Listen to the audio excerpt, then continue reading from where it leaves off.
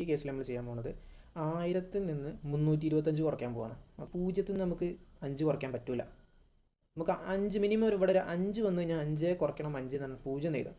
ഇതിന് മുന്നായിട്ടുള്ള 4, 3, 2, 1 ഈ സംഖ്യകളൊന്നും വന്നു കഴിഞ്ഞാൽ 0 വന്നു കഴിഞ്ഞാൽ എന്ത് ചെയ്യാൻ പറ്റില്ല, നമുക്കിത് നേരിട്ട് കുറയ്ക്കാൻ പറ്റില്ല. അപ്പോൾ ആ സമയത്ത് നമ്മൾ എന്താ ചെയ്യുകയെന്ന് വെച്ചാൽ ഇവിടെ നിന്ന് എന്ത് ചെയ്യും, ഒരാളെ കട എടുക്കുക ചെയ്യുക. അതായത് ഞാൻ ഇവിടുന്ന് കട എടുക്കാൻ പോവാണ്.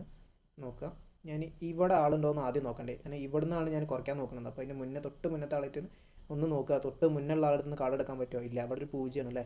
അപ്പോൾ അവിടെ നിന്ന് പറ്റാത്തതുകൊണ്ട് എന്ത് ചെയ്യും, നമ്മൾ ഒന്നും കൂടി ഇപ്പുറത്ത് നോക്കും. ഇവിടെ പോയി നോക്കുമ്പോൾ അവസ്ഥ തന്നെയാണ്, ഇവിടെയും 0 തന്നെയാണ് അല്ലേ. അപ്പോൾ നമ്മൾ ചെയ്യുക, അതിൻ്റെയും തൊട്ട് മുന്നത്തേക്ക് വരും.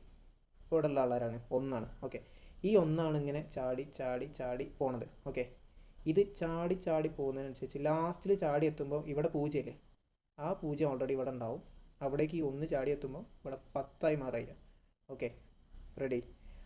അപ്പം ഇതിന് മുന്നേ ഈ 1 ആണ് ഇങ്ങനെ ഇങ്ങോട്ട് ചാടി ചാടി പോയതല്ലേ, ആ ചാടി പോകുന്നതിനനുസരിച്ച് എന്താവും, ഇവിടെ 10 എത്തുമ്പോൾ അതിന് തൊട്ട് മുന്നുള്ള 0കളൊക്കെ ഉണ്ടാവും, 9 മാറും. ഇനി ഞാൻ ചോദിക്കട്ടെ, ഈ 1-ന് പകരം എന്തെങ്കിലും സംഖ്യ ഇപ്പം നിലവിലുണ്ടോ? ഇല്ല. 1 കൂടി ചാടി പോകുന്നതോടുകൂടി ഇവിടെ 0 മാറിയിട്ടുണ്ട്. ഓക്കെ, ഇനി നമ്മൾ നോക്കുന്നത് 10-ൽ നിന്നും 5 കുറയ്ക്കുക ചെയ്യുന്നത്. 10-ൽ നിന്നും 5 കുറച്ച് കഴിഞ്ഞാൽ എത്ര കിട്ടുക? 5 ആണ് കിട്ടുക. ഓക്കെ, 10-ൽ നിന്നും 5 കുറച്ച് കഴിഞ്ഞാൽ 5 ആണ് കിട്ടുക. Okay, ready.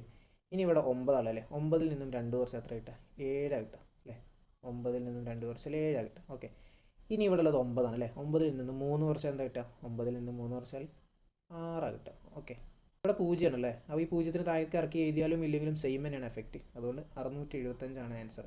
ഇനി ഇത് ശരിയല്ലേ എന്ന് നോക്കണം എന്നുണ്ടെങ്കിൽ എന്ത് ചെയ്താൽ മതി, 325-ഉം 675 എന്ത് ചെയ്യുക, തമ്മിൽ കൂട്ടി നോക്കുക. ഇത് കൂട്ടി നോക്കുകയാണെങ്കിൽ നിങ്ങൾക്ക് ആൻസർ ആയിട്ട് വരിക ഈ 1000 ആയിരിക്കും. അങ്ങനെ വരുന്നുണ്ടെങ്കിൽ നമ്മൾ ആൻസർ കറക്റ്റാണ്.